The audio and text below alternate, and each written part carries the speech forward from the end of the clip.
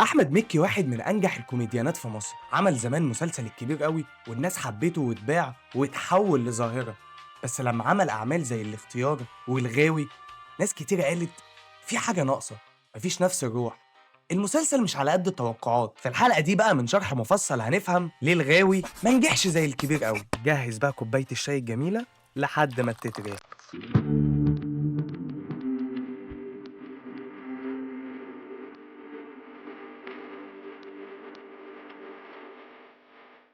لما الناس سمعت إن في مسلسل جديد لأحمد مكي، كانوا متوقعين إن هيشوفوا تجربة زي الكبير قوي. فبمجرد ما شافوا شكل مختلف وأسلوب سرد مش كوميدي خالص، اللاوعي قال إيه ده إيه ده إيه ده، لا مش ده اللي إحنا عايزينه. فين أبو دم خفيف اللي بيضحكنا؟ فدي كانت أول خيبة أمل، كانت بسبب التوقع مش المستوى. المسلسل نفسه كان فيه مشاكل، الفكرة مش واضحة من البداية، الجمهور ما فهمش هو المسلسل ده بيتكلم عن إيه. طب هي دي دراما نفسية ولا ده توعية ولا دي سيرة ذاتية ولا ده مسلسل بيتكلم عن الحمام؟ هو عامة الغموض كويس بس لو محسوب مش مشتت. ثانيا، الايقاع كان بطيء جدا، الحلقة بتخلص من غير احساس بحدث مهم، والحوارات احيانا بتدور حوالين نفسها من غير ما تحس ان الاحداث بتمشي لقدام. ثالثا، الكوميديا كانت قليلة جدا، وانا شخصيا ما عنديش مشكلة في ده لو في بديل للكوميديا.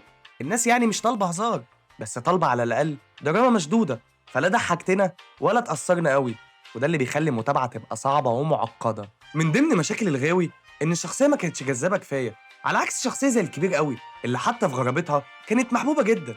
لكن شخصيه الغاوي كانت كئيبه وما فيهاش منطقه تعلق. واخيرا، ميكي فنان عنده عمق حقيقي، لكن نجوميته اتبنت على شخصيات خفيفه وذكيه ودمها خفيف. لما حاول ياخد الشكل ده ويحطه في قصه تقيله من غير عناصر توازن، وقع في فجوه. هو بيحكي حكايه تقيله بس بجمل دمها خفيف، فلا ده وصل لي ولا ده وصل لي ولا فهمت اي حاجه. وبس كده، هي دي كانت حلقتنا النهارده من شرح مفصل.